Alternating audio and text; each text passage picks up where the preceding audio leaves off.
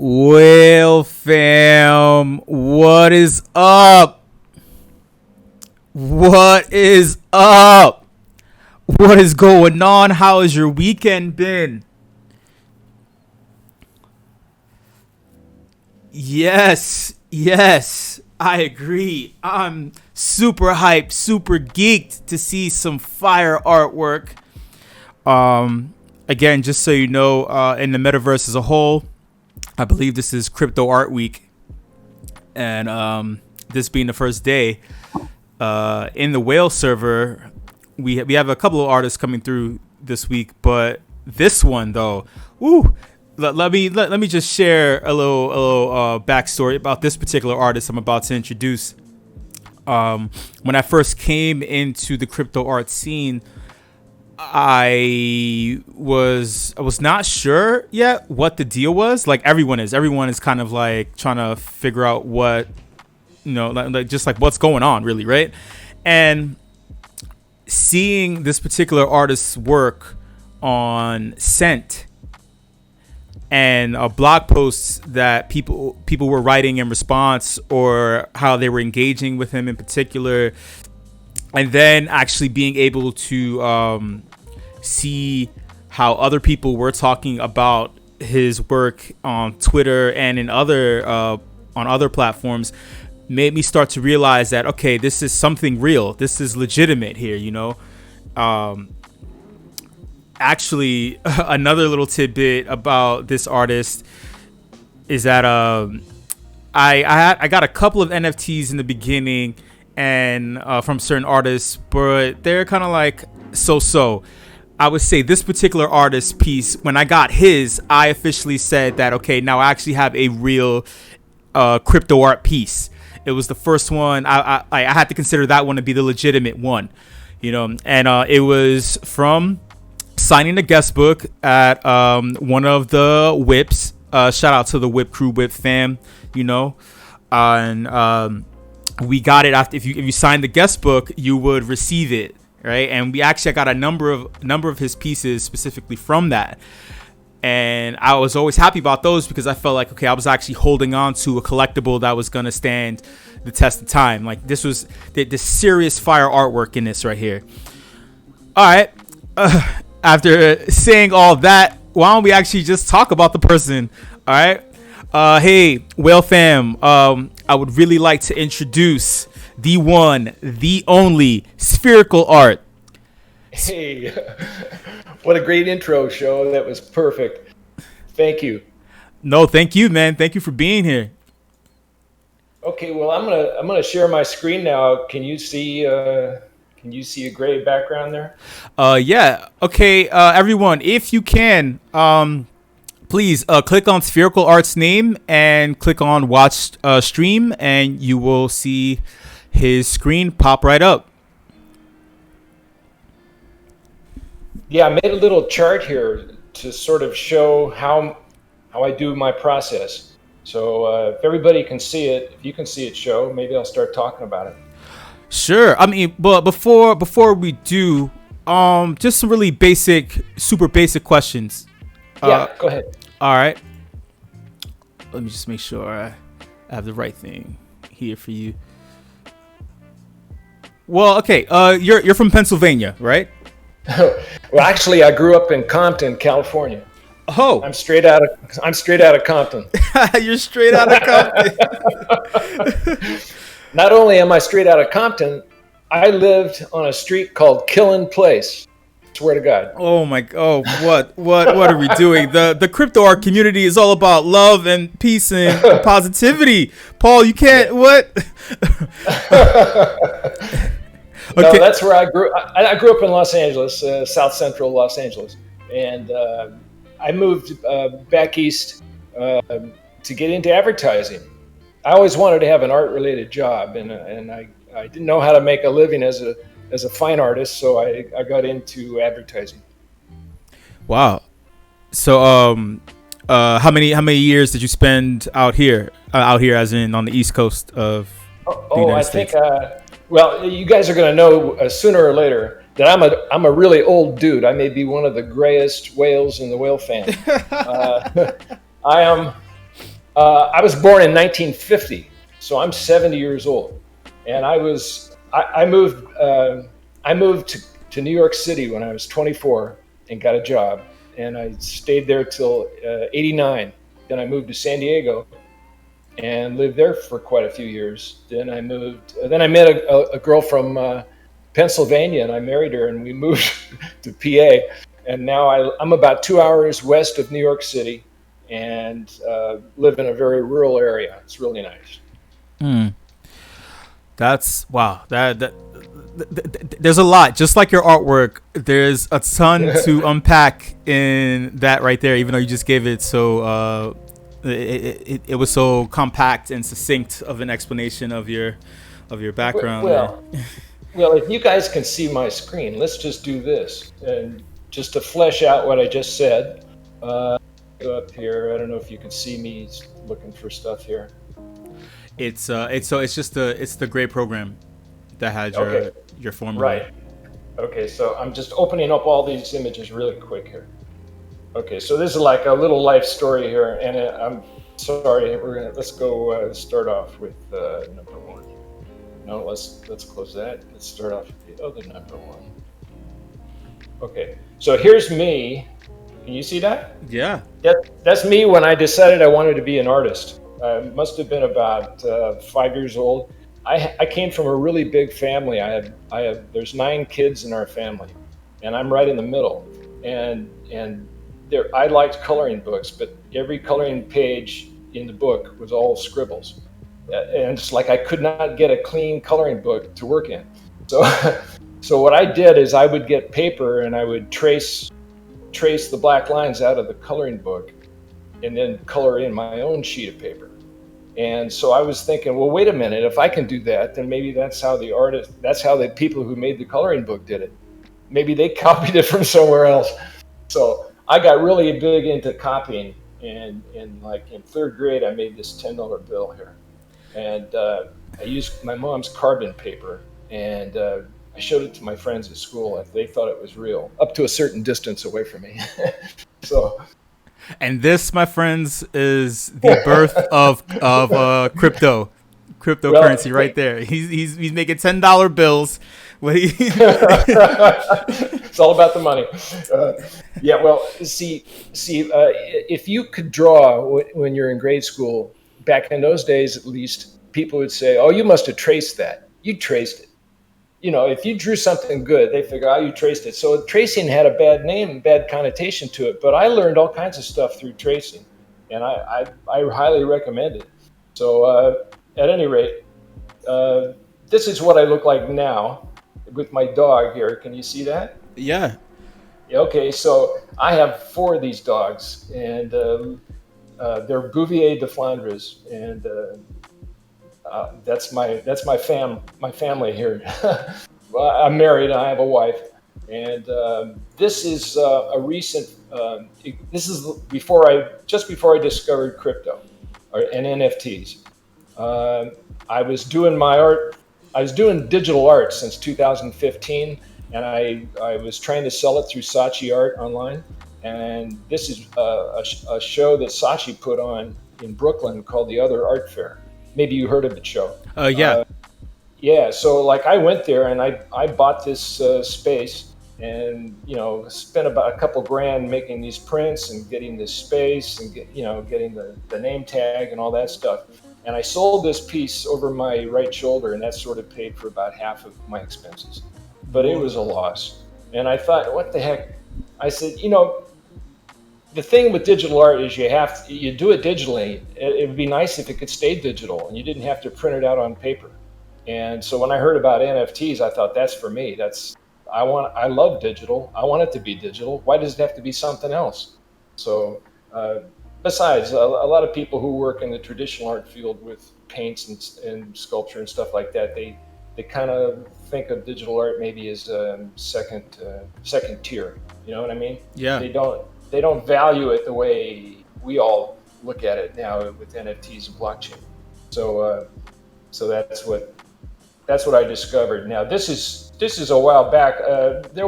I'm going backwards in reverse. Let me get to like high school. Here's my family. Here's my family. Okay, so Wow. that's my dad right there with the glasses, and that's my mom right there, and that's me.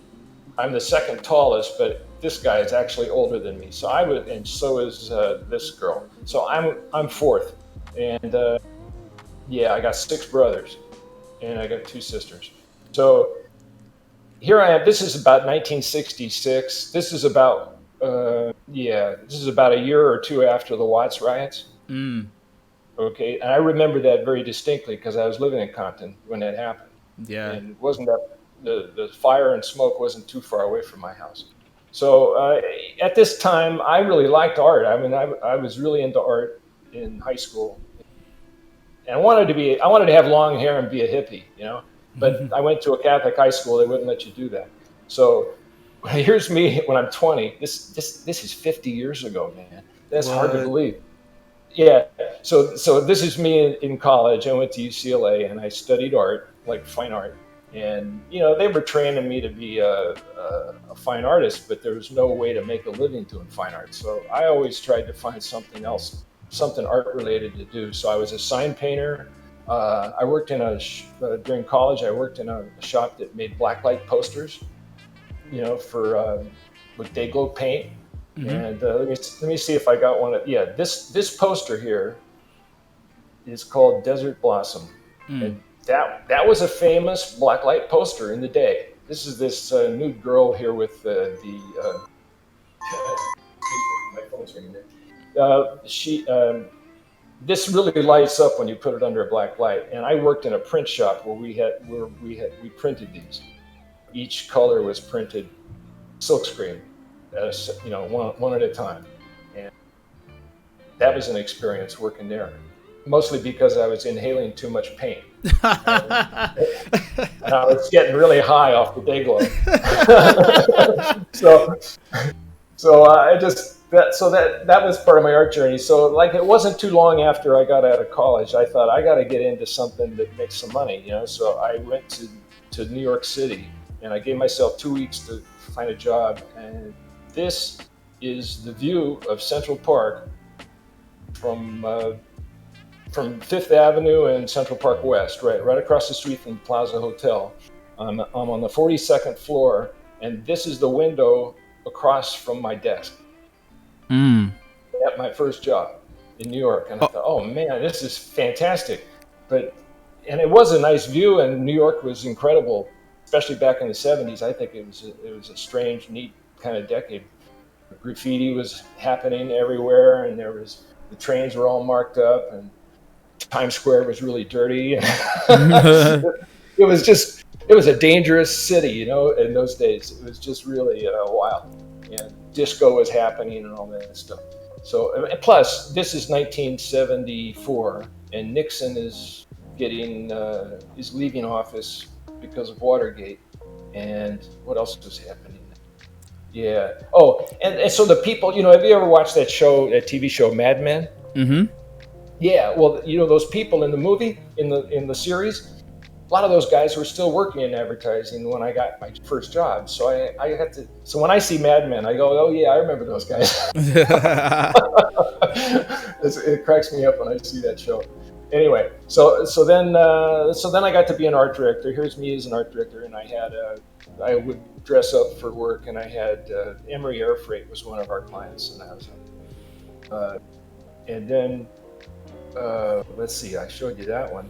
I got into stained glass, and I started doing stained glass because I wanted to do something artistic. You know, this is just for myself. This window is about, I don't know, 2 foot by 3 feet. I gave it to my sister-in-law, and her house burned down, and it just destroyed it. So that's what's neat about digital art, man. You don't lose it. So then I started to do. I quit my job as an art director because it was getting too much business and not enough art. I feel you. I don't want to be management. I really didn't want to be management. I wanted to be more creative. So I became a sketch artist for other art directors. And I'll show you some of that work here real quick, because I got to get into the creation session here. So So this is the type of, well, there's some sketch work that I used to do. This I did for Disneyland. Oh, Uh, wow. yeah, let me open all these and show you real quick. We'll just go through them real quick. So yeah, you just see. Well, we'll talk about that one and this one last. But this is the kind of sketch art I did. I got pretty good with the pencil, and I'd have to do this kind of stuff overnight. So it teaches you to work really fast. This is a storyboard for the Hyatt hotels, Southern California, La Jolla. Whoa. And this is some characters from the late '70s that I would draw, just to get more work, just to show, hey, I do funny characters like that. This was the actual storyboard I did.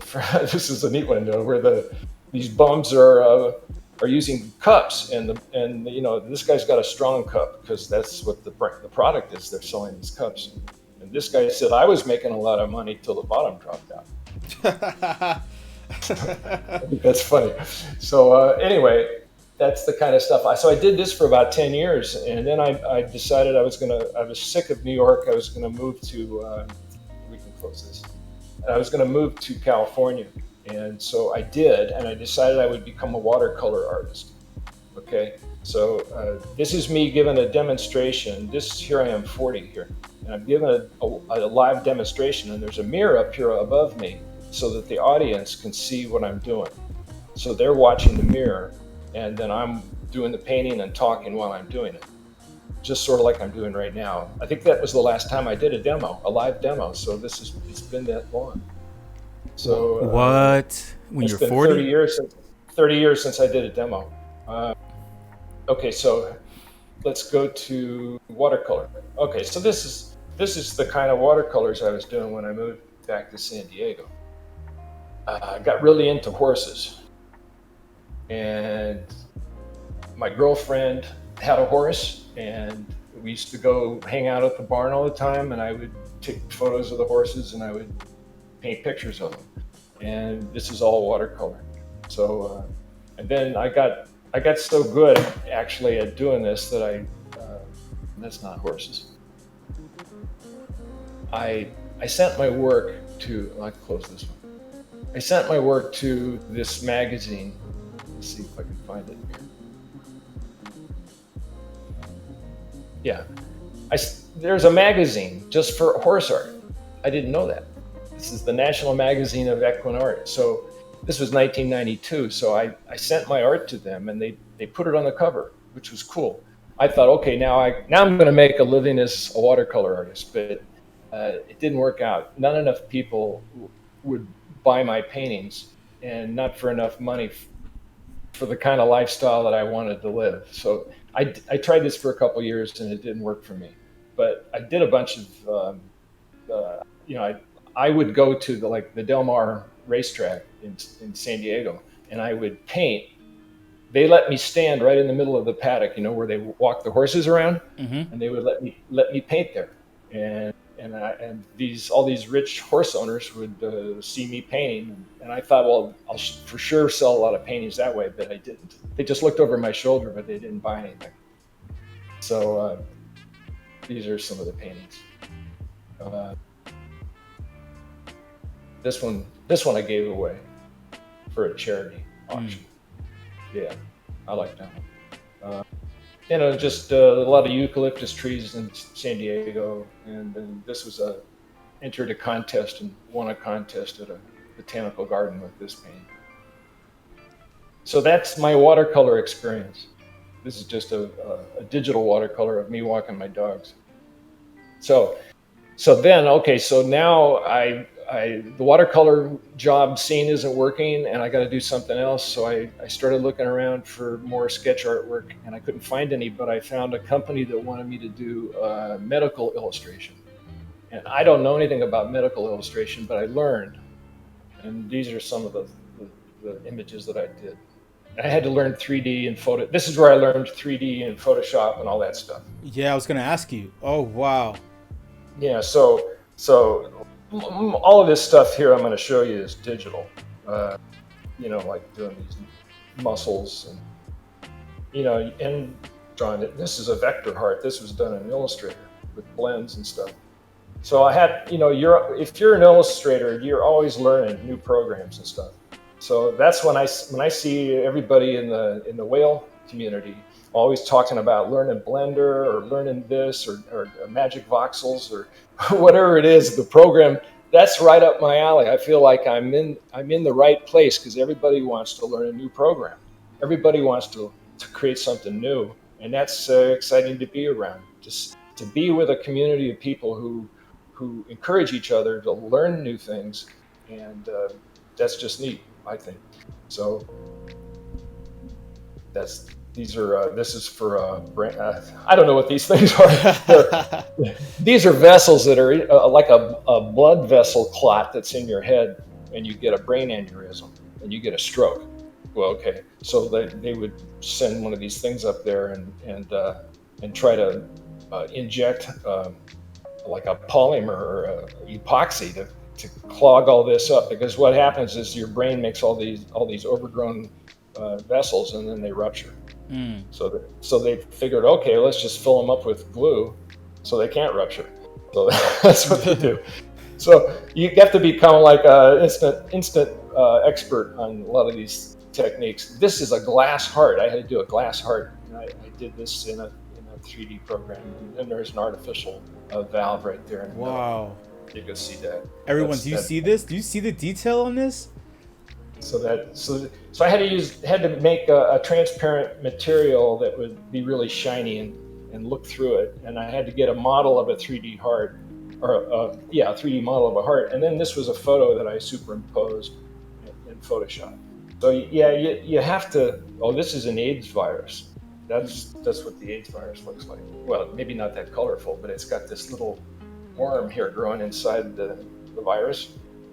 And so you just find reference. You have to know how to search when you and I still do this. I still have a job, so I still do medical illustration and animation when I'm not doing NFTs.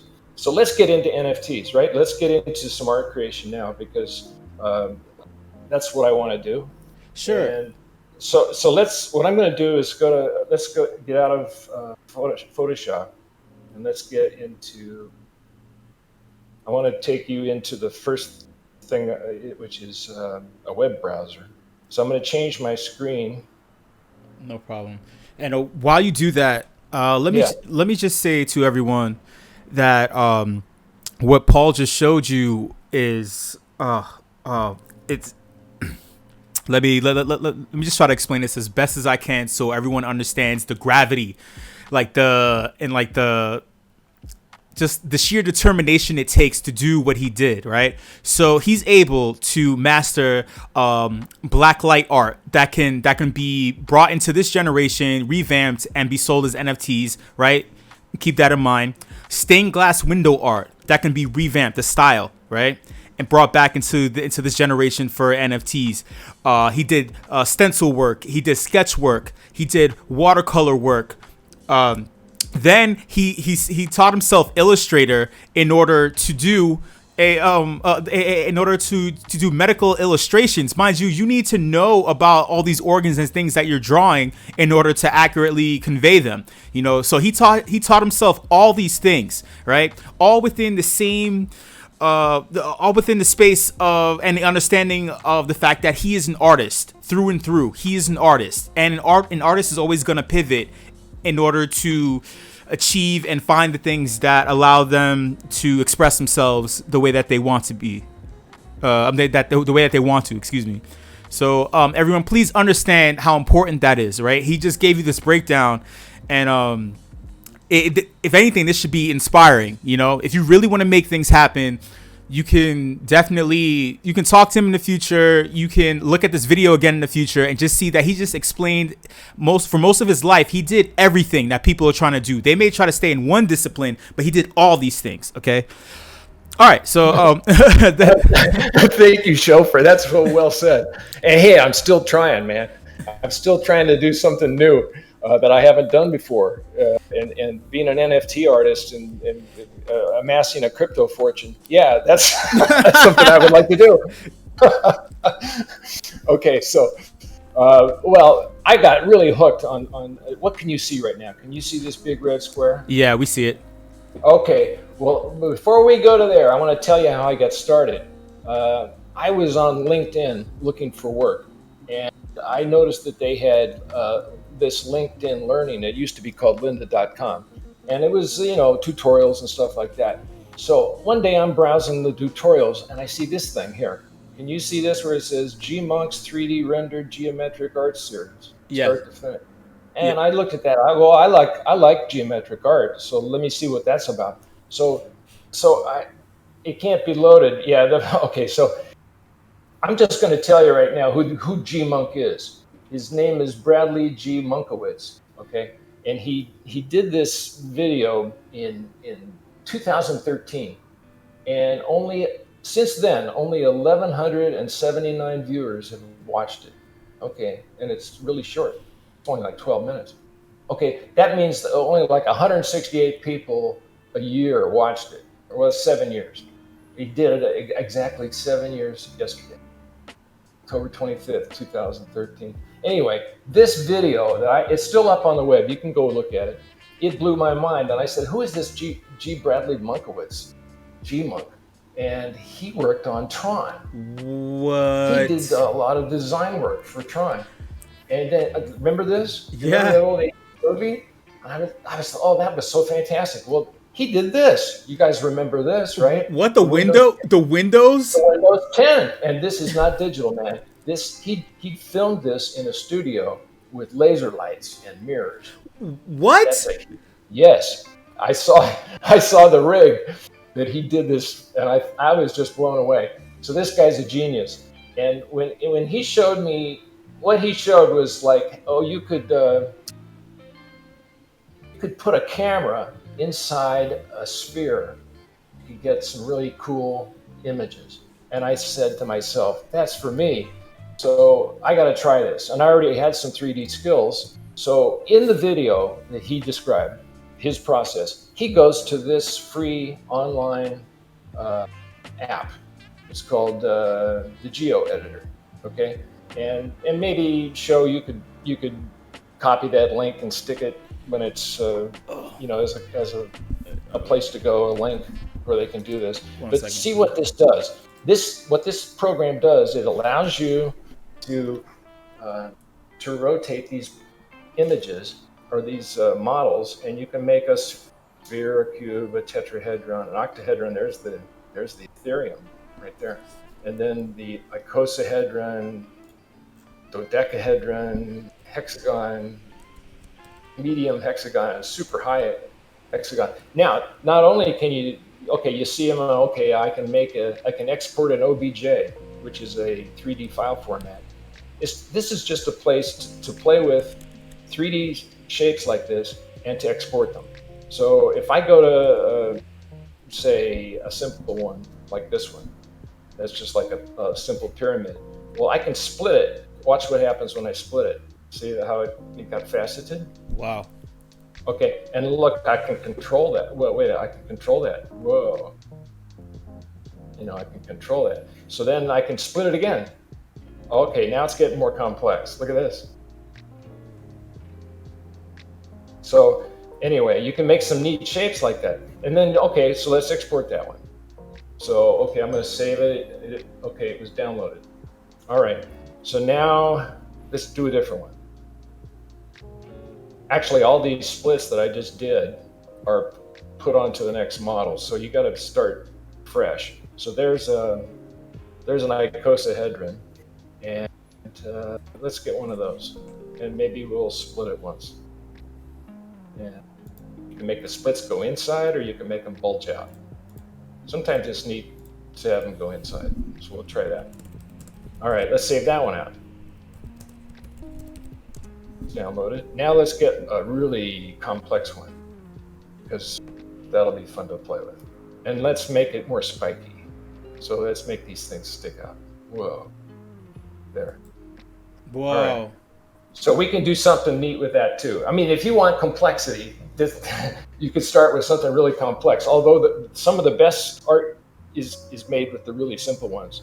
As a matter of fact, some of the best ones that I've made are with tetrahedron, which has the fewest number of sides. But let's go back to that one and save that one. And so that's getting saved. Waiting for it to save. I don't see the download yet. There it goes. Okay. So, okay, we're done here. So now we have 3 models that we can bring into my 3D program, and I'm using a program called Modo. So what I'm going to do, hey, before we go to Modo, I'm going to show you the first NFT I sold. This is the Cent logo spinning like a top. Yeah. Cameron from Cent bought this. So that was my first NFT sale. And I just got into NFTs in February of this year. So in February, there was an NFT convention in New York City. And I live 2 hours from New York City. So I had just joined Cent, and I found out that Matthew and Rizzle were going to, and Connie Digital, they were all going to New York City for this convention. And they said, if any guys from Cent want to come and we'll hang out at a bar or something. So I went over there and I met those guys, and that was really cool. Hey. And this was the week before COVID-19 set in. And so there's me and Matthew. He just flew in from Seoul, South Korea. And, and we're sitting at the bar and laughing and stuff.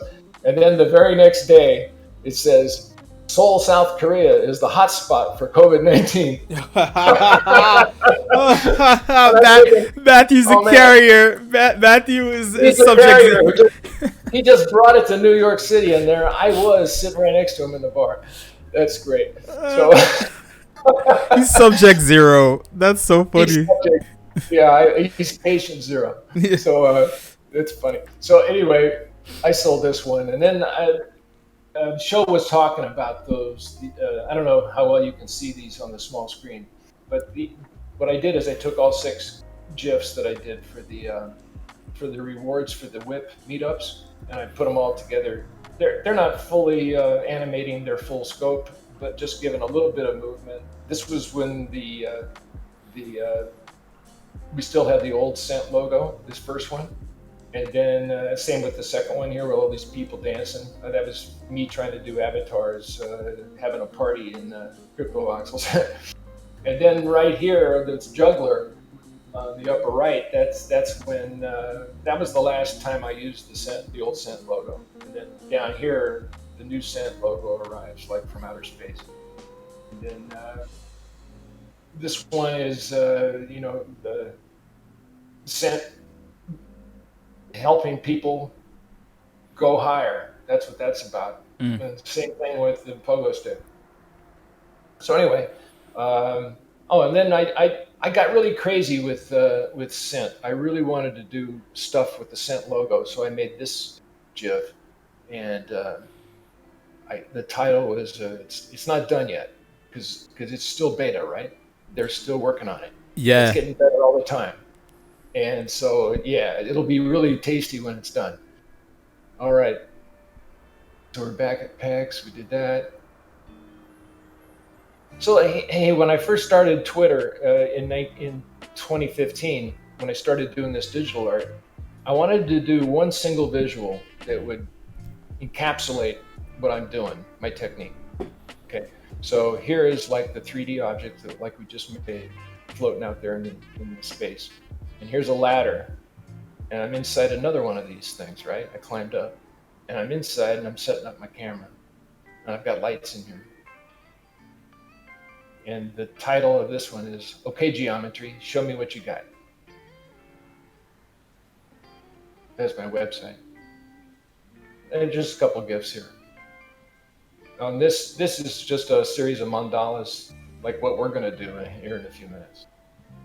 All right, so now it's time to switch. Let's switch the program. And I'm going to go to, I have to remember how to do this. Switch screen, change windows. Okay, I gotta start Modo. I gotta go back. No problem. Once the program is up and running, then you'll be able to switch. Yeah, okay. So here we are live in Moto. I see it. It's up. Good, good. But let me go. We're looking at. Still looking Discord. I got to get into Moto. Okay. So here's an empty scene. Let's go get those 3 models that we just made. Import. Okay, so we're going to import these 3. These are the last ones we made.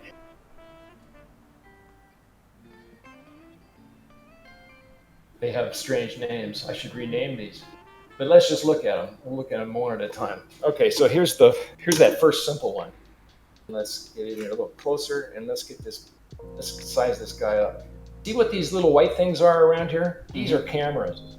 I have like 17 cameras already set up near the center of my universe here. And I'm just scaling up this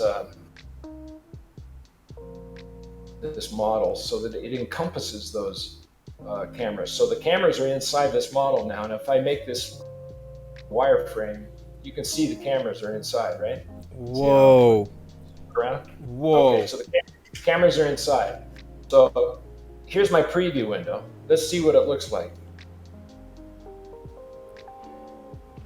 And I'm going to put this over here so you can see what I'm doing.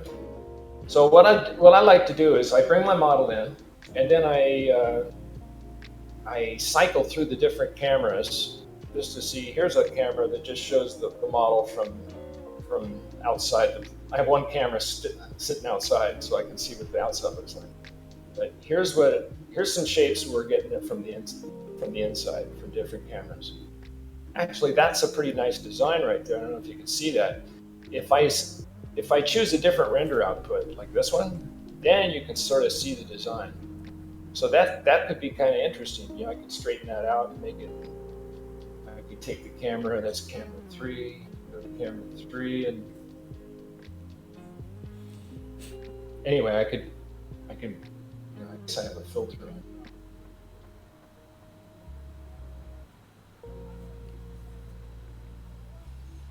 There. Okay, here's camera. So down here in the properties for camera 3.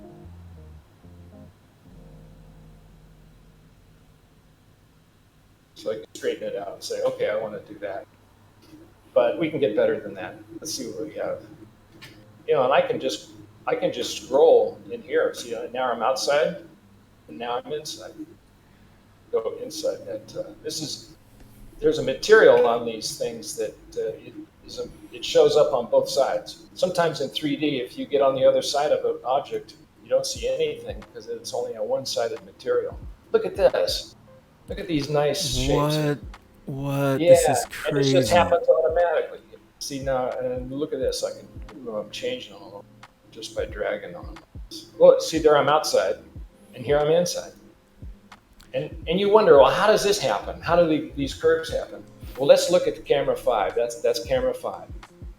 If I go over here and look at camera 5, that's a special kind of camera. It's a spherical VR camera. Like if you want to take a VR picture with a camera, you need a camera that can make a 360, right? Well, this is a 360 image, because if I was to take the left side here and connect it to the right side, it would see this corner over here, this triangle it would fit. What I'm trying to say is this tiles horizontally. The image repeats horizontally. And, I can change it. I can change where it.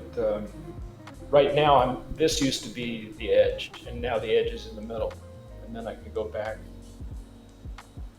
So anyway, let me show you the render output. So I have the final color. This is, if I was to apply a color to this model, let's do that. They have these, what they call matte caps. If I turn them on, you see some automatic nice colors. Okay, so if I just open this up, I can change colors just by a click, just get a nice combination. Wow. Now, these are all set to screen. So the more I turn on, the brighter it gets. But I could change that. Like I could go up here and change this. The mode is set to lighten, but I could change it to say difference. Watch what happens. Well, that's pretty nice. Nice color scheme. All right, so, but I'm not done going through the cameras yet, so I got to see which one I like the best. Whoa, there's a face. I made an entry for. That's kind of neat too. It kind of looks like an iceberg. See how the bulk of it's below the water line? Yeah. I could, let's see if I could get that thing to go up a little bit. Yeah, there you go. There's my iceberg. Depends on where I crop it. Right about there. That looks neat. Whoa, look at those speckles. Okay, so this is what I like about this process, is because you never know what you're going to find. I don't have any intention about what I'm going to do. There's a couple of fangs there. I'm just looking for something that catches my eye. And that's kind of a nice, peaceful layout too. Paul, I mean, I'm literally blown away because during many of our sessions, one of the most important reasons why we even have them is so other artists who are either coming up or looking for inspiration or just something to keep them motivated, when they look at other people's processes, it's like it kind of fills in certain blanks for them, you know. Yeah. And everyone has their own unique thing, but I have to honestly say that your process is the most unique I've seen, period. Like who would even think to pull, I mean, like we all pull different objects from different programs and then lump them in and then rework them, but this is the most unique thing. Like I can't really think of anyone else who would even attempt to like copy this or even conceive this type of flow, you know. Well, so I copied it from another guy. Why couldn't somebody else copy it too? No, but you know what? There's so many options within this process that nobody's work would ever look the same, I don't think. Because I'm only touching, not to overwork a cliche, but this is just the tip of the iceberg. There's so many more techniques that we won't get to today. Right. But maybe we'll have to do a follow-up another time. But yeah, there's a lot of stuff we could do. But I'm liking this one.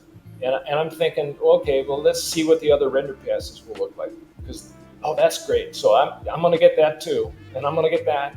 That's coming with it. All these render passes are going to come. I don't need that one because there's no light on it. Let's turn that one off. That's ambient illusion. Sometimes you get it. And then alpha. We don't need the alpha because there's no holes.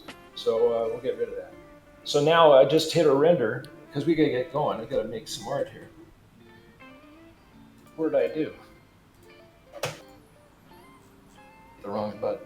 There we go. Still there. Now I'm hitting the render button. Oh, but I got the wrong camera. Abort. Okay. All right, so I got to set the render camera. So this is, what camera are we looking at right now? This is camera, what is this?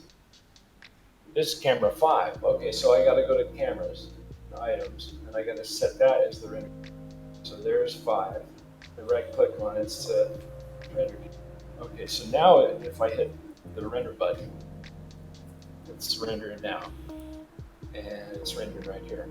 And I got a pretty good system. I just got a new workstation, and it helps to have a lot of muscle. And I have a good graphics card now.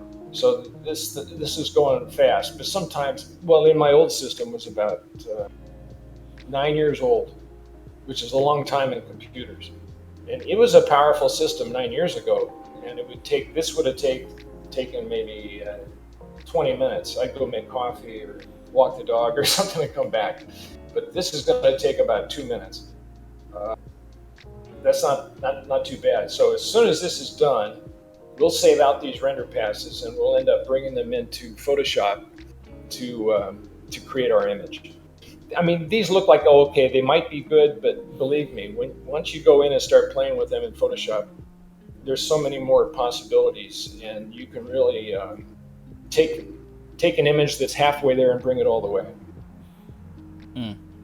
So when I first started doing this and I'm posting my images on Twitter, this is, before I knew anything about crypto art, I would do 2 or 3 or sometimes even 4 a day because it doesn't take that long to do them. And so I would just be posting a lot. I have a big archive of work that I've done, and So when I'm lazy and I feel like I should post something, I just pull out one of the old ones and post it.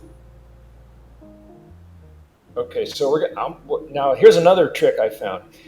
If you can save your art as an EXR, or like 32-bit or 16-bit, do it, because you'll get so much better color by working in a higher color space.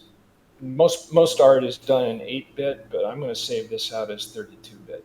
And what I normally do, let's just call this, I'll just call it 1. That'll be easy. Okay, so that's saving this image. Okay, now we got to go to the other outputs. So there's that one, and that'll be 1A. Normally, I save them with the date name so that I can find them.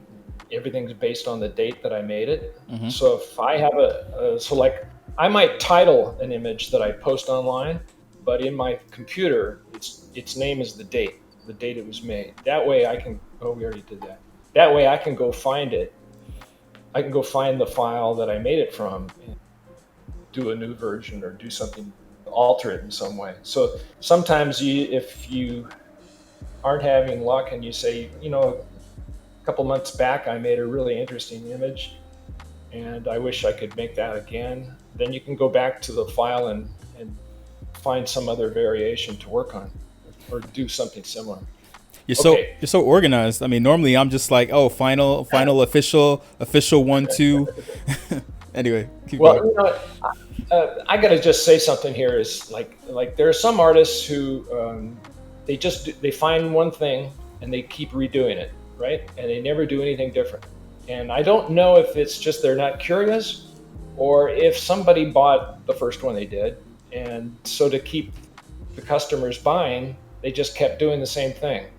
But I couldn't do that. So I used to worry about well, what if I don't have a real style? Maybe people will look at my work and they won't be able to say, that's so-and-so's work, because I'm always trying something new. If I'm just back in I'll be back in Photoshop in a minute, and I'll show you the range. I picked out some images that I've done recently that show the range of what I do. But we'll get to that when we get to the editing. Let's do at least one more of these.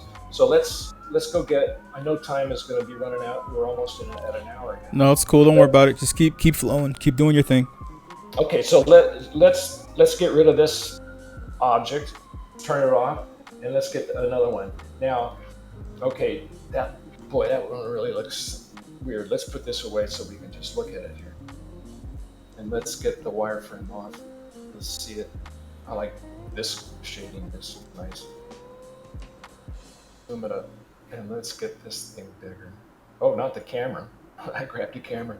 I want this model bigger. So I'm scaling that up to get the cameras inside of it. All right, let's zoom back a little bit. All right. So the question is, should we do this model? Should we do this model? And let's scale that one up. Let's do both. Let's do. Okay. Well, hey, there's some neat. With this model, I'm going to show you some neat tricks you can do with 3D. Now, we didn't do any neat tricks with the old one. Oh, look at this. This is what's happening with those same cameras that are set up. Okay, let me if I can make this bigger.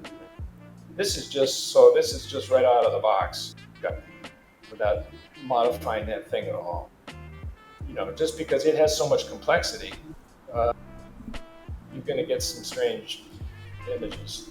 Now, you see how this is stretched out in the middle here? Yeah. This is. I set a camera up, camera 12. If you look at this camera, it's a regular. It's an orthographic camera, but see how it has lens distortion here? Watch what happens when I turn this lens distortion. Oh. It looks like it's just changing the size, but it's more than that. It's changing. Look at how these petals are getting bigger. See how that distorts it? Yeah. Look at that. Look at that. Now, if I keep going, watch this. It broke loose. What? And then it connects again. That would be kind of a cool GIF, huh? Where it connects and then it's sort of like something is chewing it. I don't know. It's weird. Anyway, you can do a lot of neat tricks with lens distortion, and you can change it to a perspective. If I go to perspective, look what happens. You know, that's kind of too big. That's sort of a nice design, or you can go really zoom it out. Anyway, but I wanted to do something different with this. So let's go to this one, because this one just shows us the process in black and white. And what I'm going to do here is this program. Oh, you guys are probably wondering about my 3D program. It's called Modo, and yeah, it is a little expensive to buy it. It'd be like buying Maya or 3D Studio Max. But everything that I'm doing right now can be done for free with Blender. So if you learn Blender, you can do the same thing I'm doing here. You don't have to spend a lot of money, and that, so there's always a way to do it for free, and you can get a free version of Photoshop if you get GIMP or one of those other programs. So there's no excuse not to try something if you're inspired. Just remember that. Okay, so let's try something neat here. We don't need to see the visual. Okay, so we have this item here, and I'm going to go to Mesh. This program has like what are called procedural deformers. So here's the base mesh. If I add an operator, okay, I'm going to add a twist. Let's put a twist in. So I'm typing twist. There it is right there. Okay, look what happens. This doesn't destroy the model, but it really changes it.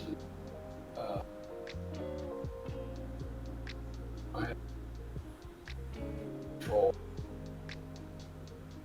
There it is. Okay, twists. Let's go. Oh. Now look what's happening. Look what's happening to my image. That's so trippy. That's so trippy. So you can see, you can really have some fun. And these are additives, so you can like add them.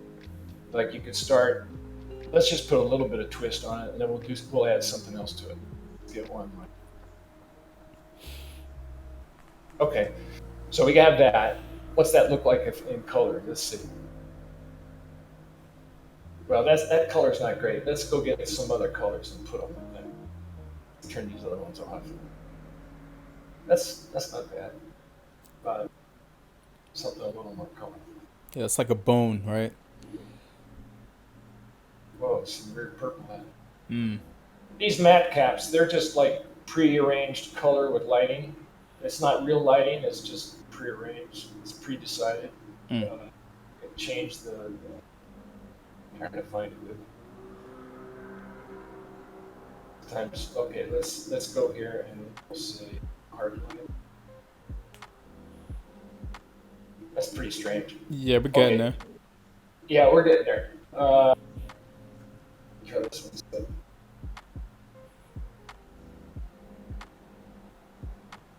Color.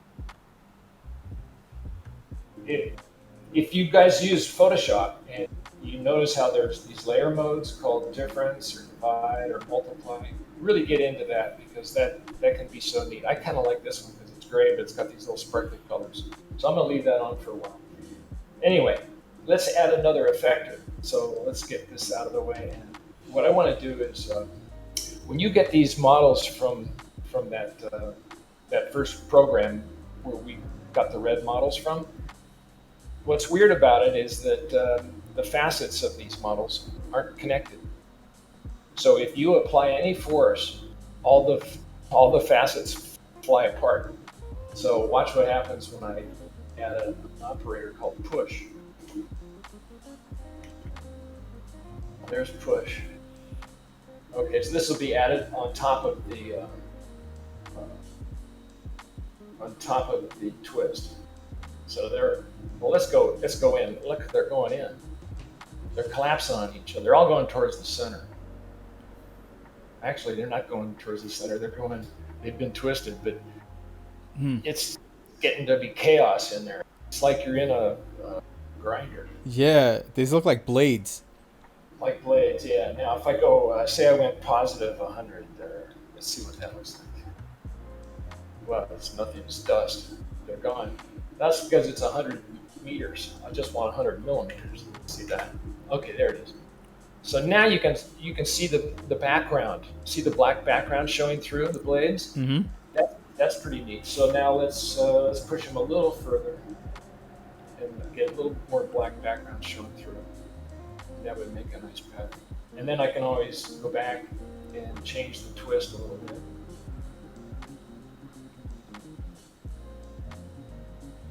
Just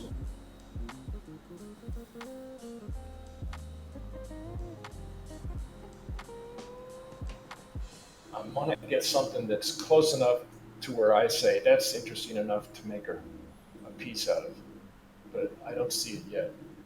Now, again, if you have a lot of time, you can sit and play with these long enough, and you'll find something really unique. And that's what I usually do. But for this exercise, I just want to do it really quick. Okay, we've spent enough time on this one, so that's an option to render right there. Okay, so then let's go back. Let's turn this model off, this shape off. Let's turn it off.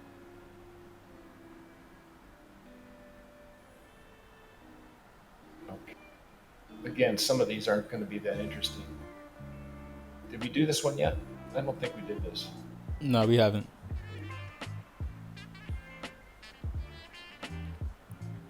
And sometimes it's not good to look at it in color. It's better to look at it in black and white, because then you're going to see some shapes that, like, you're going to see when you finish it in Photoshop.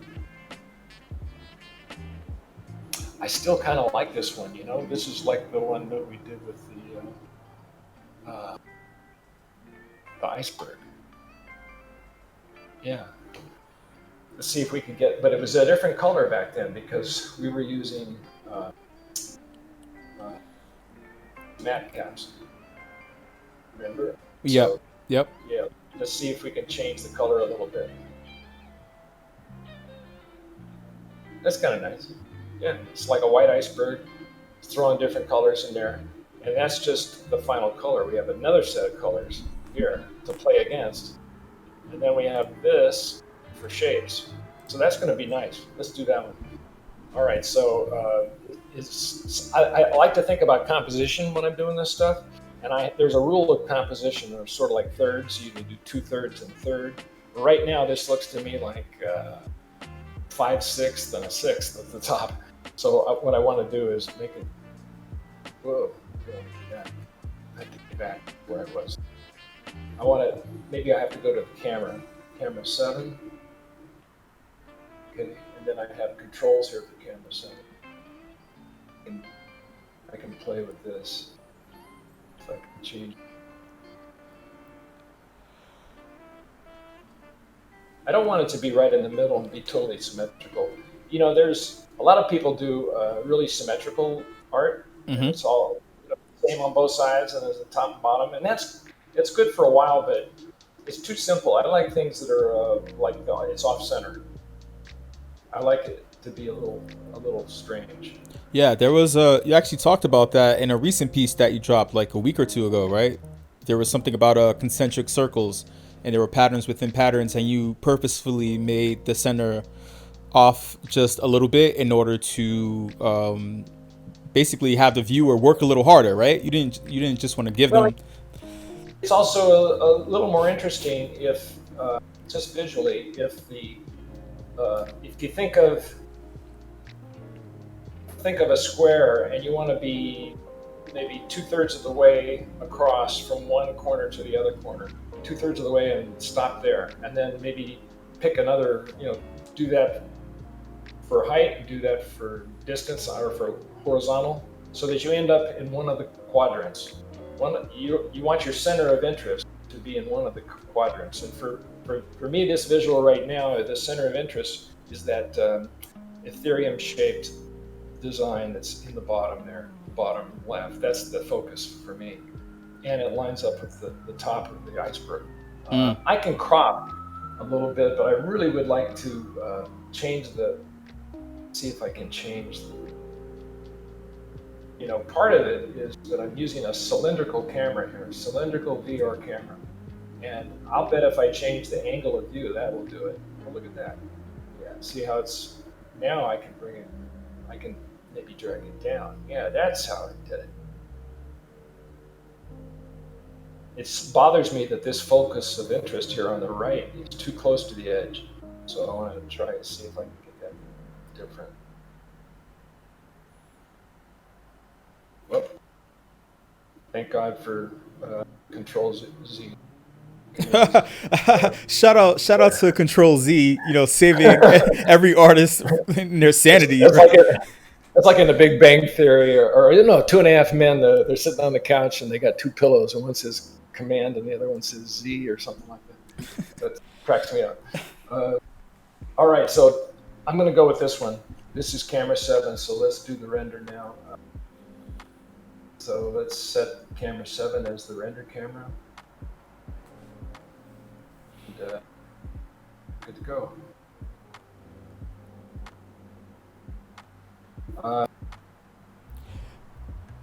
Have you guys thought about, like, when you start to do art, do you think, I want to make a piece of art that is square, or I want to do a horizontal piece, or I want to do a vertical piece? Do you make that conscious decision?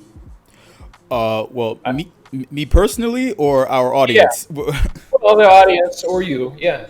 Okay, I'll speak for myself, but then I'll also relay some things from the audience if anyone has wants to answer that too. But I'll say that personally, I don't go in with any preconceived shapes in mind. And I was actually going to talk to you about your use of geometry, but personally, though, I tend to come at it more so from feeling. So a lot of things are more feelings and vibes, and then tightening it up as the process goes on, which is something that I remember that you mentioned where, hey y'all, so just so you know that me and Paul were talking earlier, and he said that he's not worried about anything being messed up because everything comes out perfect for him, or like everything comes out good for him, so it was really confident. It was like this confidence. I was like, wow, this is refreshing, to hear someone just say, hey, none of my work is trash, all of it is dope. I'm like, okay. Well, I didn't say it was all dope, but if you stick with it, if you stick with it, you may find some part of it that's good. And maybe you have to crop it down to get to that part. Or maybe you have to turn it upside down. Or maybe you have to run a filter on it, in some other program. I have this recipe that I use in Photoshop for turning my existing images into watercolors. And it really does a nice job. It makes it looks like the paint is bleeding into each other, different colors, and it creates the paper texture.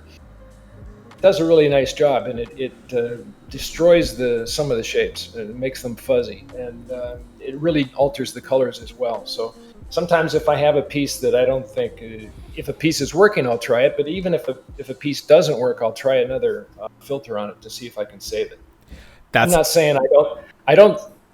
There are a few images that I just decide I'm not going to show this to anybody, and I'll just put it in the trash, or I'll put it in a folder and never look at it again. But that's very rare now. I hardly ever do that. Yeah. Okay. So now we got. Go ahead. Oh, we had an answer for the shape thing from one of our members here, Easy in Crypto. He just said that he usually doesn't start with the shape, but it's a really interesting thing to add into the process. So I believe that he's going to consider doing that in the future, which is cool. Well, if I'm working on a piece for Twitter, it's good for a square. Twitter likes square art, whereas Instagram likes vertical art. So a vertical art will look really big on the screen because everybody's holding their camera. Holding their phone. And it's a vertical format. So that's something to think about. If you want your art, if you posted a horizontal piece on Instagram, it would look pretty tiny because it can't fill the screen. It can only go side to side. That's something to think about. Okay, so here, just saving out these as 2A, 2B, and then we can find them in Photoshop. We got to get moving here. So we're not far from having the finished pieces of art done. We just got to get this last thing here.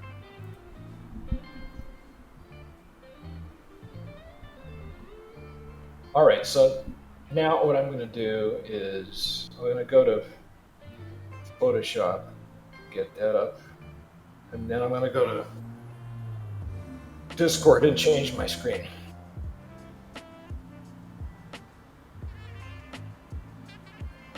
Okay, so here we are back in Photoshop.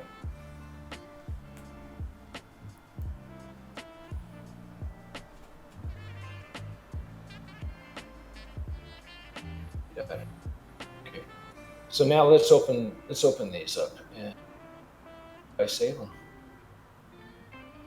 Where did I save these? Oh, they're right here. Okay, so let's do number 1 first. Get all those things.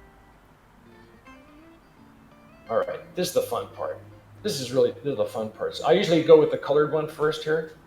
And then what I do, remember these are EXRs. See up here, they're 32-bit. Up in the corner it says 32-bit. You probably can't see it on a small screen. But that means you have more options for coloration and adjustments. So I usually go with exposure first. So now I'm gonna just use the sliders and see. You can really blow this out. Look at that. Wow. Or you can make it. Look how dark it can get. That's because these EXRs have so much information in them. So you can say, okay, I'm gonna get this just right. That one shape to be kind of bright. I want the other ones to be. I don't use this offset slider too much, but sometimes it's good. So okay, so right about there. Then another thing you could do is you could put a hue saturation, because that works in 32-bit. You could saturate these colors, see that? Mm-hmm. Or you could change the colors altogether. So I usually leave this live because I may play with this again later. So okay, now it's time to add the other layers in. So I just grab this and drag it on. So I'm dragging it while I hold shift and it lines up. Now watch what happens.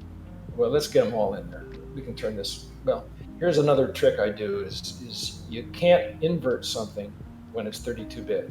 Like if you hit Control-I, which normally would invert something in Photoshop, it won't work with 32-bit. You have to change it first.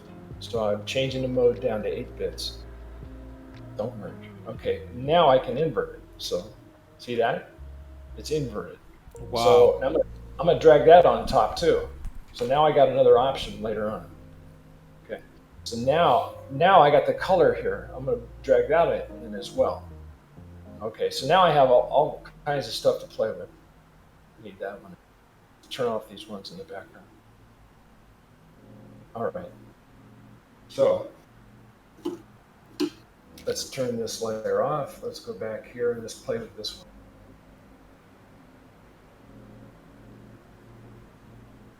All right. What I'm going to do is play with the modes. Now you don't get as many modes with 32-bit, but the ones you do have are more powerful. So here we are. Let's darken, multiply, lighten. Lighten's pretty neat. Look at those subtle gradients. Mm. Oh, that's nice too. That's linear dodge. Lighter color. Now that's difference. Difference is always psychedelic to me. See how it does these weird gradients? Yeah. Yeah, there's divide, hue, because it's black and white, so it's going to change it to a black and white. And there's luminosity. Luminosity is awesome. Look at that. Wow, I gotta jump back and forth now. Okay, we got lighter color, we got luminosity. Good. Multiply. I guess it's between linear. It's between lighten. Yeah, lighten. Luminosity. Well, I'll go with luminosity for now. All right, so then, no, I could turn that off and I could try this one. And this is the same one, but it's inverted, right? So, and this output is called shading incidence. So what happens is the surface is shaded based on its angle relative to the camera. That's how it makes this image. So in 3D. So if I change this one to luminosity, what do I get? It just it's a different. It looks convex instead of concave, but it is pretty nice. Now, what if I did them together? Seem to want to work. Well, you could fade them, so you could fade the transparency and see what. Yeah, it doesn't work. They cancel each other out. So you either have to decide, okay, I want that one or I want this one. I kind of like this one because it's got shine, but this one's got better colors. Okay, well let's just go with one for now. Try this one with a different. Just cycling through. That's kind of nice. Pretty happy. I'm not that happy. Look at this nice color thing. The purples with the greens and the tans. That's pretty nice. Psychedelic. And again, you could play with the opacity here and tone it down. You can also change the color scheme. But what I'll normally do here when I get to this point, I will select the base, the first one that I had, and the two adjustment layers.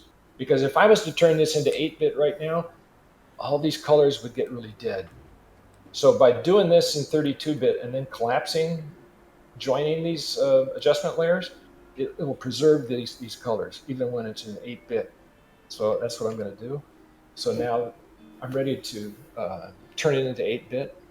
So we'll go image mode, 8 bits, don't merge. Oh, see how it changed the colors already? Yeah. Well, it didn't change these colors. These were the original colors, but these other ones, it really did change them. But the nice thing is you have you have all these options now. So if we just cycle through the options, you'll see what I mean.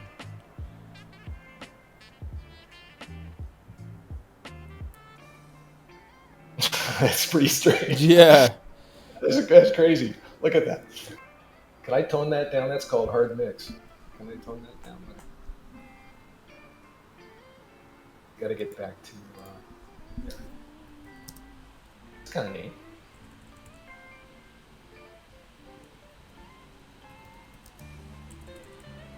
Okay, there I am back on luminosity again. I still like it. Okay, let's turn that one off. We'll put this one, we'll let this one go through the same range. Just cycling up, maybe we'll see something.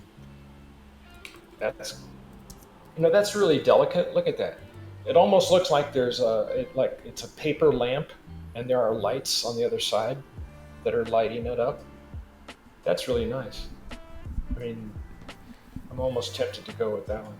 It's not bold, it's subtle, but sometimes, that it's just whatever catches your eye. Right, I agree. It has to do with your mood too, and so I'm all jazzed up for this live stream. So maybe this is a good counterpoint to have a little subtlety. I'm just going back down, looking at them all again. I still like that one. All right, so now what can we do with that? Let's turn this one on. See what happens. Now, look what that did. I just changed the hue. It's just really subtle, but it may not be subtle when I go through the others. Obviously, it won't be. That's kind of neat. And you do these sometimes, and then you say, you know what, this would be better if I rotated the whole thing 90 degrees. So I do that. That's what you can do with abstracts, right? Although a lot of the stuff that I find here, I told you that when I got to Photoshop, I would show you the range. So I want to do this while we're here. So I'm going to interrupt this program to bring you these messages. Okay, yeah, there we go. So this is a range of what this system does. Okay. Now this first one here is, do you ever cut out a picture of a mansion or a really beautiful crypto motors car and put it on your refrigerator and say to yourself, someday I'm going to have a car or a house or a jet airplane like that? Well, I thought, it'd be so cool to have an artist show where I have my big installation of one of my spheres hanging from the ceiling, and I have my prints from my digital files hanging on the wall, and I have a little model of a lamp that I made out of one of my spheres. And I tried to make it real using a real photograph of a space that I saw in an art magazine. And so then I rendered these objects and put them on the walls and hung it from the ceiling. And when I posted this on Instagram, a lot of people said, "Hey, I didn't know you had a show like that. That's cool." I remembered just now that I wanted to say something. You know, if you're an artist that does different styles, say you're a lot of money, okay, and maybe he's here, maybe he sees this later, and you want to try something totally different, but you don't want your customer base to think, what happened to a lot of money? He's doing all this weird shit now that I don't think of him for, or the same thing with any famous artist. It's so easy in the NFT space to create a new persona for yourself. So imagine that you have, you got different email addresses, and you created, I'm Spherical Art here in this Discord, but maybe I could also be a guy named, say, Lucky Punk. Okay, just the name I came up with. Then I would do Lucky Punk style art for that persona, and then I would do the Spherical Art persona for this. So then, can you imagine that I'm in the Whale Discord and Lucky Punk posts a comment, and then Spherical Art comes in and dumps all over him. And I'm having all these wars and conversations with myself. That would be so funny, I think. Maybe there's somebody who's already doing it. We don't know. Oh yeah. I already know for a fact that there are a few artists who have like they have aliases. Like they already have alts in Discord, but in terms of them creating pieces, they do experiment under assumed names and stuff like that. Yeah, they're trying to make a killing. Some people positively just for the sake of art, but some others are doing it, to like try to wash trade and do other weird stuff. Yeah, you could buy and sell from yourself. Well, I wanted to show you, I don't always do, I had the idea one day to put a camera inside a 3D head and see what would happen. Instead of 3D spheres, I would just use anything that's round and hollow on this inside. And what's neat about 3D models is they have the same shape on the inside as on the outside, right? If they have a surface on both sides. And what I like about this is I have a silhouette that looks like a person looking one way, and then on the inside, I've cut it away, and on the inside, they're looking a different direction. And yet the silhouette works for both of them. See the nose? Yeah. Goes here, and then the nose goes there for that person. So that really fascinates me, and that's something that I would like to explore more. And here's another one I did, where it's a head, and I cut away the back of the head, and we're looking at the face that's on the inside of the head. Wow. But it looks like that head's looking out through the hole I just made. So that's a strange thing to me. So again, more things to explore. This one is shot from the inside, and I put a surface. I put a pattern on the surface that creates these plowing rows. These rows, they're like a topographical map. See, like this little circle at the tip of his nose is the highest, and then it goes down, down, down. And on the nose, you get the most. It's sort of like an isobar for weather. Anyway, that's an interesting style.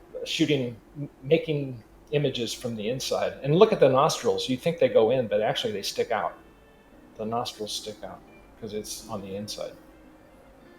Okay, so then sometimes you just see stuff when you're working like this. I was working on this one just like we were working on the others we did today.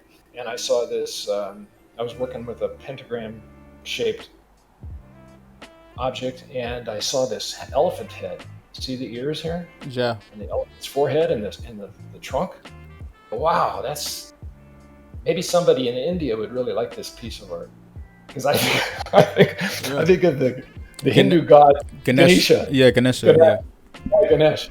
So that's the title of that one is Ganesh. And then this one here's one that I did. It just looked like a cat to me, and it's not. I didn't design it to be a cat. It just showed up. So when that happy accident happens, you just have to grab it. Here's one that I did, and it looked like a nest with a bird. Crazy. And it's just wild. And now, if you set out to draw a bird like that, that's some amazing abstraction. That's some amazing stylistic choices. But I didn't set out to do this. This just happened, and this one eye just sort of happened. Sandy Meows, one of the members of our community, she just got super excited when she saw your cat piece. Oh yeah, yeah. It looked like stained glass a little bit. Yeah, to me, yeah. Coming back. Here's another thing you can do with spheres that I haven't totally explored yet. Is you can take like one little piece of string. This is just a one string loop, and then I made the 3D program place one of these little strings every place a facet from the 3D object was, and then I made the 3D object invisible. So the string is arranged the way the facets would be arranged in the model. And when they intersect each other, they make a nice pattern. See the repeating pattern, it just keeps going around. And that's a neat thing you can do with almost any object. If you map it to the coordinates of the geometry. Here's one I did where I made a box with little like punch card holes. Remember the old punch cards? Yeah. For computer? Yeah, so it looks like windows. And so like I made this little box with windows, and then I had the computer place the boxes on the sphere, and some of them are far away, like that's one pole far away, and here's the other side. It's one of those spherical lenses capturing this. And then the same thing here. It almost looks like you're on a terrace in a really dystopian future somewhere. And then these are landscapes that I've discovered a way to do, and these are done in a tetrahedron, like the really simple triangles, and I round them off the edges so they're smooth on the inside, and then I just paste or I map some of these matte caps that I have, and when they get close to the camera, see how they break up? Mm-hmm. They break up like this one here. If you get in close, you see how it gets pixelated. That's really a neat thing, I think, the way it pixelates in perspective. Yeah, and it just looks like going down a road, looking at the scenery, realizing you're going off the road because you've been looking at the scenery. and this one is like a cove, with the water. Mm-hmm. So if you zoom in, all kinds of neat stuff happening that just happen randomly. So I like this technique a lot. And here's another one. This one's called Tide Pool. It's got the same structure as well. See all these weird patterns. And the colors just sort of come with the program. I'm not really choosing I'm choosing the colors, but they're happening automatically. Let's put it that way. Okay, so back to our thing. I'm going to turn off that color. I like this one a lot. I'm going to add something to make it a little more vibrant. Let's try vibrance. Just turn it up and see what happens. It should just make those colors a little bit, pop a little bit more. There. It's just so peaceful. I like that. So, okay. So I could probably do something else to this. I have a favorite technique that I like to add, and you can only do it on 8-bit images. But if I take all these layers, let me move this over so you can see them, and I copy them, and then I merge them. And now I'm going to take this one, and I'm going to apply a filter. Now I have a favorite filter here for doing stuff. Let's go to Filter Gallery. It's, what's it called? Chrome, that's it. And let's make this smaller. I want Chrome. But it's weird that it's not showing me the result. Do I have to hit preview or something? I'm not sure. I haven't used it in a while, but it doesn't seem to be doing anything right now. This is Photoshop, right? Yeah, Photoshop in the filter. Yeah, I notoriously dislike Photoshop. So. Yeah, well, it wasn't working for me there, but what it does is it creates a metallic, glassy look, and I'm not 100% sure that it is an 8-bit thing. Maybe I have something selected. I'll hit deselect, and I'll go back. I want to try this one more time because it's worth looking at. Yeah. Okay, if I try these others. Again, nothing is previewed. How about that? Nothing. Not sure, but Yeah, in the meantime though, hey Whale Fam, if you have any questions for right. Spherical Art, please let me know and I'll relay them to him. That'd be great. Okay, so what I'm going to do is I'm going to put this one aside, and we'll get the other one out here and fix it up real quick while these guys ask questions, hopefully. They're more so in awe of your style, which I'm going to talk about later on too.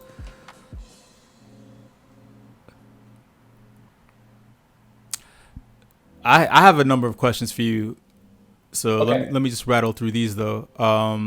I've noticed something about your pieces, and it's something that I've thought about for a little while now.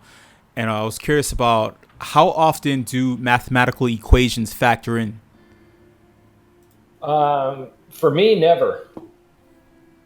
Okay. But you can get similar looking pieces if you know how to code in some of these generative art programs that create artwork through generative, coding. Mm-hmm. And there's some guys out there who do some incredible pieces that look kind of like something that I would have done, and they're doing it all with code, which is just fascinating to me. But I'm notoriously bad with math, so it would be really hard for me to do that.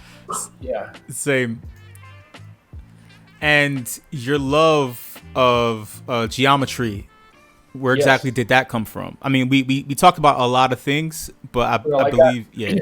I got a D or maybe an F in high school in algebra. And so, but I loved geometry. When I was in the geometry class, I got an A because I like the angles, I like the corners, I like shapes. Shapes are interesting to me, but abstract X's and Y's didn't do it for me.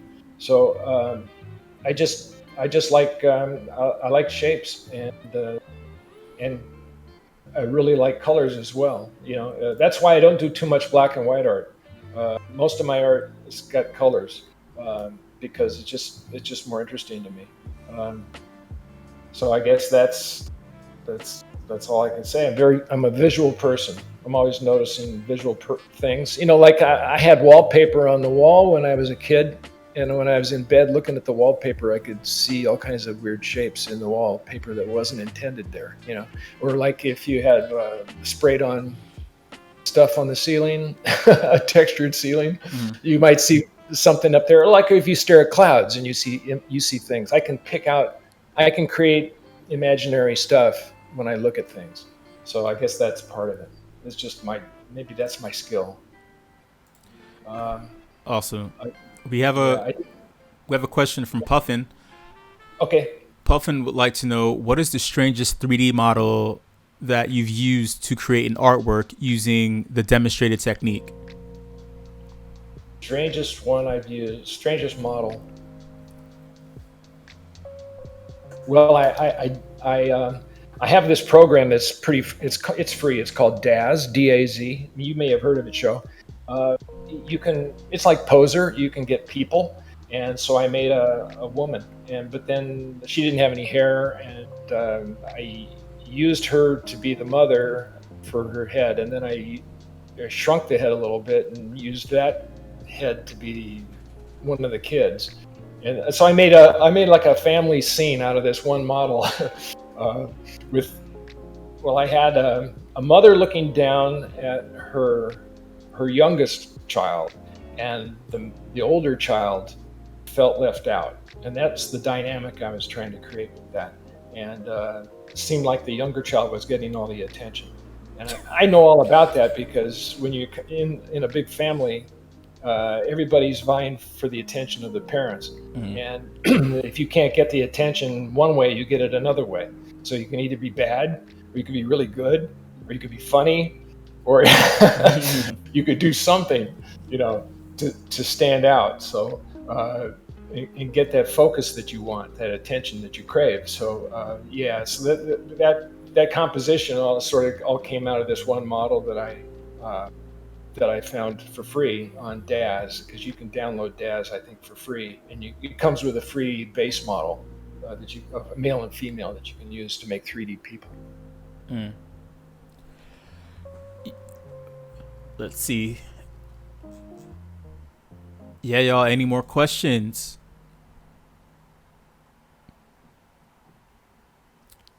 The craziest thing about your skills is actually your ability to capture perfect loops or video sequences. How do you go about making that happen? It just seems so seamless. Okay, so if I'm doing something that's abstract, I'm working in After Effects, which is very much like Photoshop, but it has a timeline. And or if I'm working in Modo, I can set up a timeline. And say I'm rotating a model, and the model is changing over time because it's being rotated. Then I want to start on 0 degrees, and I want to end up at 360 degrees, because then it will repeat. So that's a trick I use. So if it's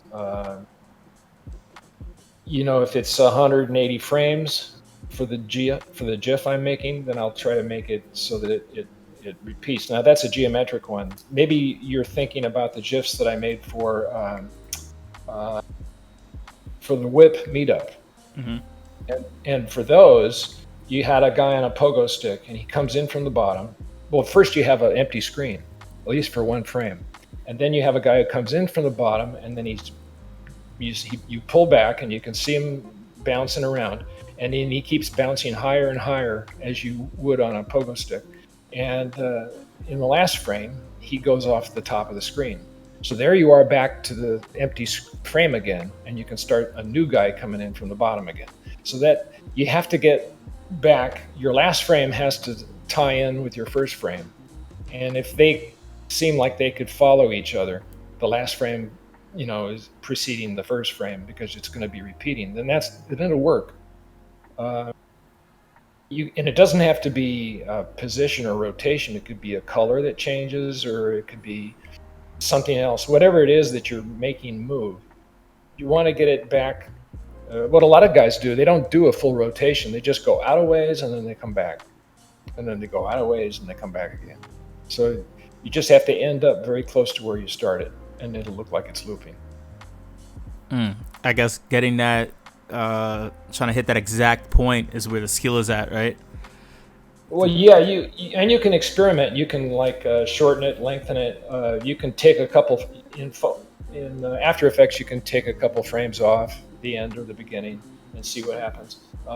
And if you wanted to do it in Photoshop, you could do it there too. There's a way to make GIF files in Photoshop and have a timeline. I'm liking this really colorful iceberg here.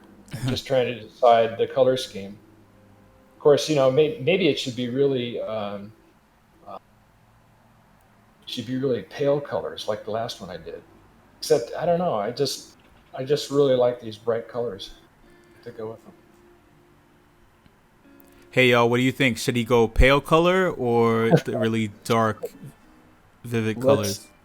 We'll do this. Okay, wait a minute. Let's get. We have one for the dark colors.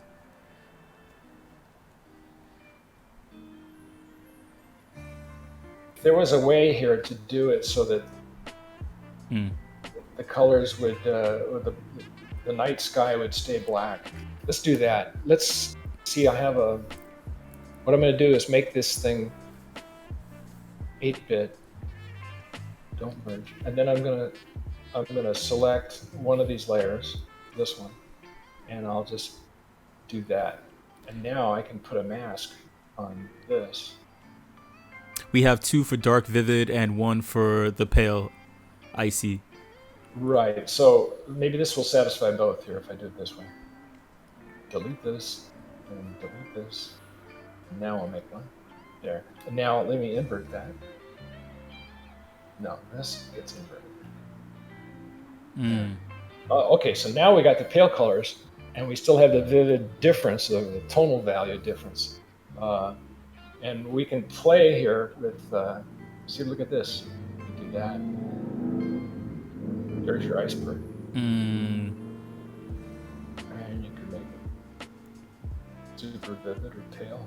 I kind of like the pale one. Now, if I put a figure up here, that would be cool, like a penguin. The last polar bear, right there. We have one last question from Sandy Meows. Sandy Meows would like to know, is your cat NFT for sale? The one that you showed previously. Yes, it is. I'm trying to think if I have that on I'm both on Maker's Place and I'm on Super Rare. And if Sandy's interested in that, I don't think it's up there. I don't think I have it up for sale yet. But I started minting stuff on Mintbase, and it shows up on OpenSea. And then I also I started minting on Infi NFT. And Infi NFT, it's a little pricey to make the contract, but it puts all your metadata. So Jim tells me it puts all your metadata on the blockchain, which is cool. So everything that you write about your art stays on the blockchain, and then they duplicate the storage. It's both IPFS and Arweave. So that's pretty cool. So maybe I'll mint it and I can let Sandy know about it. Yeah, I think that she may really be a fan if you did. Oh, that's good. Yeah, that would be cool. I'm really tempted to come back to this one at a later date, and I may make this sky here if I just copy this. Yeah, and if I make another, I want to make that sky blue, and I'm going to just invert this, and then I'm going to go here like this, colorize it there, and now I can change the color, a real dark blue. Anyway, I was thinking that I could put some figure here on the ice. That would be nice. Just right about there, it's in the right spot.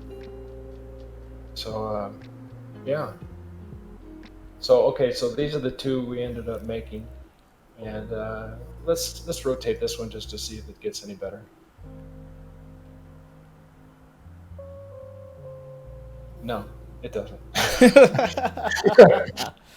got to be willing to look, though, right? True, very true. Or maybe the dark part here is on the top, and that looks like it's not balanced right. It doesn't have any base weight. So let's get 180. That's better. That would be okay. But still, it's sort of this downward slope here, kind of a sad thing. It didn't look sad to me when it was the other way. So let's go this way. I still like that the better. Yeah, I think that's the stronger. That's the stronger piece. But I'm gonna do something different with this. Maybe Aurora Borealis here happening in the sky would be cool too. Oh, that'd be kind of sick too. So that I could take the images from another the patterns from another render and put it up in the sky there and fade it out. That would be nice too. So there's lots of possibilities here. Options. Yeah, options. Yeah. So this has been great. It's been great doing this, and I thought it was going to be scary and painful, but it wasn't too bad. See, I told you it wasn't, not at all. It's just two friends just chilling, talking, and doing what we love, right? That's right. So, there was a thing I wanted to show here. I want to mention this guy because it's inspirational to me. Mm-hmm. And before we leave, I just want you guys to see this guy. And that's for Sandy Mouse, just so she can see it again. And then I want you to see this guy. He's a guy some of you guys might have known on the Discord server. Let's see if I can find him here. Here he is. You know this guy? That's Matt Taylor. His Discord name was Rhyolite. Oh, yeah, I was just thinking about him. Oh, man. Remember Rhyolite? Yeah. Now, this guy was so talented. He's so smart. He worked for a silicone Silicon Valley company that was using computers to figure out how the brain works so that they could use that information to create artificial intelligence for robots and things like that. Super advanced stuff. And he was like their spokesman. He had a real knack for explaining all this stuff, and he had a lot of YouTube videos of explaining with these metaphors how the software works or how the brain works. Very intelligent guy. I think he was still in his late 30s.